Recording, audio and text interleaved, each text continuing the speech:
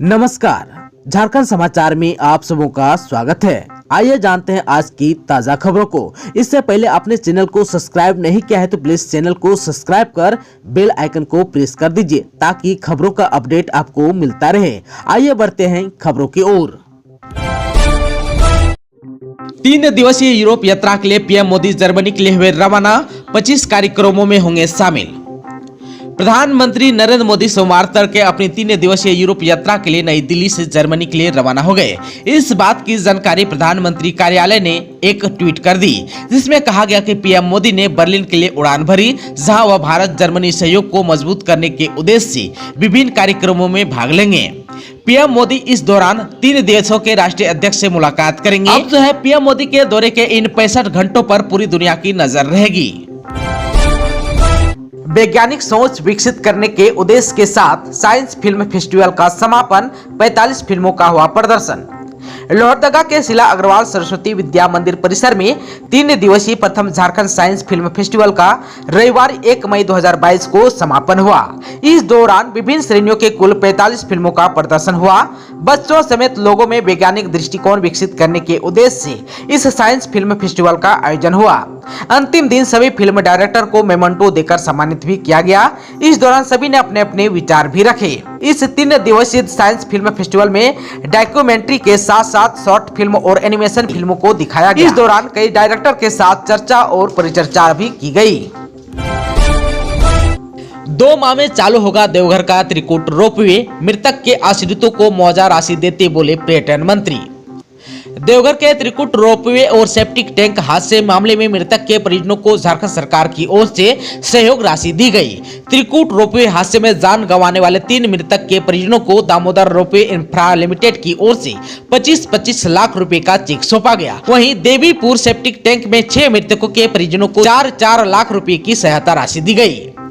आप सबको बता दूं कि जिला समाहरणालय के सभागार में कृषि मंत्री बादल पत्रलेख, पर्यटन मंत्री हफीजुल हसन एवं स्थानीय विधायक नारायण दास ने त्रिकुट रोपवे घटना में जान गंवाने वाले 3 मृतकों के परिजनों को 25-25 लाख रुपए का चेक सौंपा।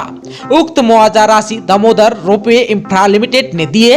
इस मौके पर मृतक के परिजनों में आशा कुमारी, छेदू पहाड़िया और कुमार गौरव को 25-25 लाख रुपए का चेक मंत्री और विधायक ने प्रदान किया। सालखन मुर्मू ने की नया झारखंड बनाने की अपील। कहा 90% रोजगार ग्रामीणों को देना होगा। आदिवासी संगेल अभियान के राष्ट्रीय अध्यक्ष और पूर्व सांसद सालखन मुर्मू ने नया झारखंड बनाने की अपील की है। सालखन मुर्मू ने कहा कि झारखंड के सभी सरकारी या गैर सरकारी नौकरियों का 90% हिस्सा ग्रामीण क्षेत्रों को आवंटित किया जाए, फिर उसको प्रखंडवार कोटा बनाकर केवल प्रखंड के आवेदकों से भरा जाए। इसे तुरंत किया जाना चाहिए। सीएम हेमंत सोरेन की पहल पर 40 दिन बाद दोहा से गिरिडीह पहुंचा गोविंद महतो का पार्थिव शरीर। सीएम हेमंत सोरेन की पहल पर कतर की राजधानी दोहा से गोविंद महतो यानी 50 वर्ष का पार्थिव शरीर गिरिडीह जिला अंतर्गत बागदौर थाना क्षेत्र के घगरा गांव पहुंचा। गांव में शव पहुंचते ही परिजनों का रो रो कर बुरा हाल हो गया। मृतक गोविंद महतो की मौत गत 24 मार्च को दोहा में ट्रांसमिशन लाइन में काम करने के दौरान हो गई थी।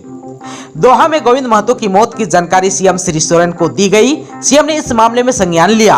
इस दौरान बताया गया कि जिस कंपनी में गोविंद काम कर रहा था उसके प्रबंधक बचे राशि देने में आनाकानी कर रहा था, लेकिन सीएम के संज्ञान के बाद उक्त कंपनी ने बीमा, सैलरी, मुआवजा आदि की राशि के करीब 13 लाख रुपए देने पर अपनी सहमति जताई। इधर शव के पहुंचते ही पूर्व विधायक नागेंद्र महतो घगरा गांव पहुंचकर परिजनों को हिम्मत देने का काम किया। इस बाबत उन्होंने घटना को दुखद बताया और सरकार से झारखंड में रोजगार और प्रवासी मजदूरों के लिए एक नीति बनाने की मांग की। इधर सामाजिक कार्यकर्ता सिकंदर अली ने कहा कि झारखंड के गिरिडीह, बोकारो और हजारीबाग जिले के अधिकतर मजदूर पलायन कर चुके हैं और अधिकतर मजदूर विदेशों में काम करते हैं, जहां प्रवासी मजदूरों की मौत लगातार हो रही है, जो एक चिंता का विषय है। झारखंड में 506 हॉस्टलों के 22,000 बच्चों को सरकार देगी मुफ्त भोजन। झारखंड में कल्याण विभाग के छात्रावास में रहने वाले बच्चों के लिए अच्छी खबर है। अब उन्हें छात्रावास में मुफ्त भोजन भी मिलेगा। मुख्यमंत्री हेमंत सोरेन के निर्देश के बाद कल्याण विभाग इन बच्चों को भोजन देने की कवायद में जुट गया है। योजना लागू होने के बाद विभाग के 506 छात्रावासों में रह रहे करीब 22,000 बच्चों को इसका लाभ मिलेगा। इन बच्चों को CSR मद से 3 टाइम भोजन और जलपान देने की योजना है। विभागीय सचिव के स्वर्ण ने सभी जिलों के डीसी को पत्र लिखकर छात्रावास में रह रहे बच्चों की जानकारी मांगी है। उन्होंने 15 दिन के भीतर पूरी जानकारी उपलब्ध करने को कहा है। पिछले सप्ताह हुई विभागीय समीक्षा बैठक में मुख्यमंत्री ने कल्याण विभाग के छात्रावास में रह रहे छात्र छात्राओं की समस्याओं पर चर्चा करते हुए उसके समाधान पर जोर दिया था। इसके बाद विभाग ने इसकी तैयारी शुरू कर दी। डीसी को भेजे गए पत्र में सचिव ने तय फॉर्मेट में 19 बिंदुओं पर जानकारी मांगी है। इनमें छात्रावास का नाम, स्थान और उसकी कोटि की जानकारी देनी है। एक्टर सोनू सूद ने झारखंड के गरीब बच्चों के लिए भिजवाया वाटर बोतल, गर्मी में पानी लेकर जा सकेंगे स्कूल। कोरोना काल में गरीबों की मदद करने वाले बॉलीवुड एक्टर सोनू सूद ने इस बार झारखंड के सिमडेगा जिले के बच्चों के लिए उपहार भेजा। बढ़ती गर्मी को देखते हुए सोनू सूद ने सूद चैरिटी फाउंडेशन के माध्यम से जिले के बच्चों के लिए 200 वाटर बोतल उपलब्ध कराया है, ताकि ये गरीब बच्चों के बीच बांटा जा सके। ये बच्चे पानी लेकर स्कूल जा सके, जिससे इस गर्मी में डिहाइड्रेशन से बच सके। रविवार को सदर प्रखंड के बीरू में कार्यक्रम आयोजित कर करीब 150 बच्चों के बीच उपहार स्वरूप पानी बोतल वितरित किए गए। कार्यक्रम के आयोजक ने कहा कि वे लगातार जरूरतमंद एवं बच्चों के लिए विभिन्न संगठनों से मदद लेकर सहायता करते रहते हैं। इसी कड़ी में सूद चैरिटी फाउंडेशन के माध्यम से वाटर बोतल उपलब्ध कराया गया, जिसे बच्चों के बीच वितरित किए गए। झारखंड में बदला मौसम का मिजाज, चिलचिलाती धूप से राहत, बारिश के हैं आसार। झारखंड की राजधानी रांची में मौसम का मिजाज बदल गया। सुबह में धूप थी, इसके बाद आसमान में बादल छा गए। इससे भीषण गर्मी से लोगों को राहत मिली। मौसम विभाग ने अपने पूर्व अनुमान में बताया कि 5 मई तक आसमान में आंशिक बादल छाए रहेंगे।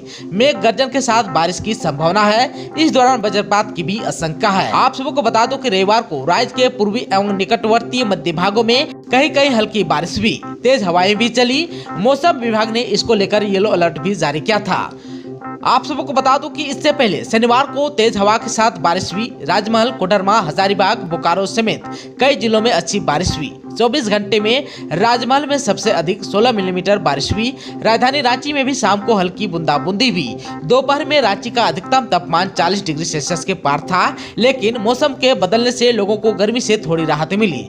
जमशेदपुर में अधिकतम तापमान 5 डिग्री सेल्सियस गिरकर 38 डिग्री सेल्सियस तक पहुंच गया। मौसम केंद्र के अनुसार मौसम का मिजाज 5 मई तक बदला रहेगा। राज्य के पूर्वी तथा मध्य भाग में कहीं कहीं आंशिक बादल छाए रहेंगे और हल्की बारिश भी हो सकती है। इससे तापमान भी गिर सकता है। झारखंड में बम्पर सरकारी नौकरियां, 1000 पदों पर निकली वैकेंसी। सरकारी नौकरी पाने के लिए जी जान से मेहनत कर रहे युवाओं के लिए बड़ी खुशखबरी है। झारखंड में ग्रेड सी के करीब 1000 पदों पर बहाली के लिए बम्पर वैकेंसी निकली है। झारखंड सरकार के विभिन्न विभागों में निम्न वर्गीय लिपिक, आशु लिपिक, निजी सहायक, कार्यालय सहायक, लेखापाल, लेखा लिपिक और कंप्यूटर ऑपरेटर आदि पदों पर सीधी नियुक्ति होने जा रही है।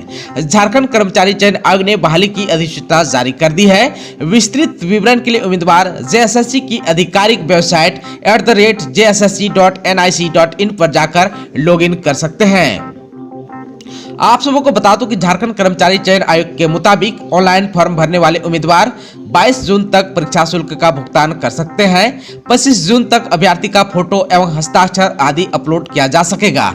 ऑनलाइन आवेदन में संशोधन के लिए 26 जून से 30 जून तक की अंतिम तिथि निर्धारित की गई है। इस प्रतियोगिता परीक्षा में शामिल होने के लिए उम्मीदवार को झारखंड के शैक्षणिक संस्थानों से मैट्रिक तथा इंटरमीडिएट उत्तीर्ण होना अनिवार्य है। यह व्यवस्था सिर्फ जनरल कैटेगरी के अभ्यर्थियों पर लागू है। आरक्षित श्रेणी में आने वाले अभ्यर्थियों के लिए ऐसी कोई अनिवार्यता नहीं है। आप सबको बता दूं कि झारखंड कर्मचारी चयन आयोग के नोटिफिकेशन में कहा गया है कि इंटर स्तरीय ग्रेड सी परीक्षा में पीटी नहीं होगी। चयन का आधार सिर्फ मुख्य परीक्षा होगी। जवाब OMR शीट पर दिया जाएगा। परीक्षा में बहुविकल्प सवाल पूछे जाएंगे। सही उत्तर देने पर एक प्रश्न के लिए 3 अंक मिलेंगे। नेगेटिव मार्किंग के तौर पर प्रत्येक गलत उत्तर के लिए उम्मीदवारों से 1 अंक की कटौती कर ली जाएगी। आप सबको बता दूं कि 3 पत्र की परीक्षा अलग अलग पालियों में ली जाएगी। इसमें पहला पत्र हिंदी भाषा ज्ञान से 60 प्रश्न तथा अंग्रेजी से 60 प्रश्न पूछे जाएंगे। इस पेपर में 30% अंक लाना उम्मीदवारों के लिए अनिवार्य होगा। इसके अंक मेरिट लिस्ट में नहीं जुड़ेंगे। दूसरा पत्र जनजाति या क्षेत्रीय भाषा का होगा, जिसमें 100 अंक के प्रश्न होंगे। अभ्यर्थियों को इसके लिए उर्दू, संथाली, बंगला, मुंडारी, हो, खड़िया, कुडुक, कुरमाली, खोरठा, नागपुरी, पंचपरगनिया, उड़िया में से किसी एक भाषा चुनना होगा। इस पेपर में भी 30% अंक लाना अनिवार्य होगा। तीसरा पेपर सामान्य ज्ञान का होगा, जिसमें कुल 120 प्रश्न पूछे जाएंगे। सामान्य अध्ययन से 30, झारखंड से संबंधित 40 और कंप्यूटर से संबंधित 50 प्रश्न पूछे जाएंगे। इसमें भी कम से कम 30% अंक लाना अनिवार्य होगा। दोस्तों, अभी तक आपने चैनल को सब्सक्राइब नहीं किया है तो प्लीज चैनल को सब्सक्राइब कर बेल आइकन को प्रेस कर दीजिए, ताकि खबरों का अपडेट आपको मिलता रहे। इसके साथ ही आज की खबरों में बस इतना ही। हमें दीजिए इजाजत। नमस्कार।